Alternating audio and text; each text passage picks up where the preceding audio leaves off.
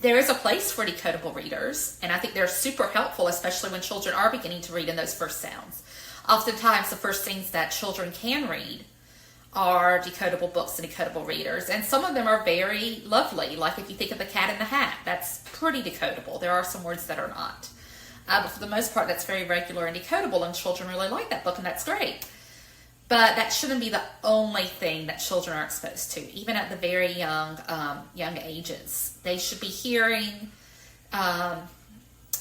text and reading text that mimics real life. In other words, text that has a variety of forms, a variety of language structures, and a variety of words, really. And I know that goes against a lot of the conventional thinking because, again, there's this idea that it has to be this really rigid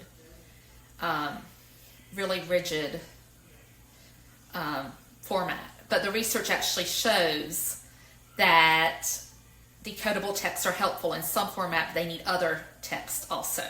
You can't just use decodable readers and expect children to begin to read well and to like reading, because then you get down the road, you get to the first, second grade, and your child has never been exposed to something that's not decodable, which again, authentic texts are not decodable.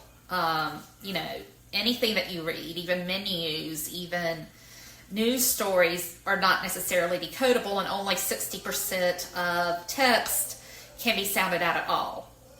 So again, we've gone too far in the phonics direction here. There's also an argument, and I think it's a really valid one, that decodable readers are not enjoyable for children. They're not really engaging, and they don't invoke a love of reading. And when children are young, they do need to learn how to like reading. Again, that goes against science of reading, this idea that's not important. Again, in its most extreme form, there are science of reading practitioners who believe that that's important. But in its most extreme form, there's this idea that that's not important. But it is, because the more children read, the better readers they become. So to wait till a child is 7 or 8 years old before they have a book that they can enjoy and read on their own, that's just not good practice. That's not going to develop the kind of reading habits that we want for children.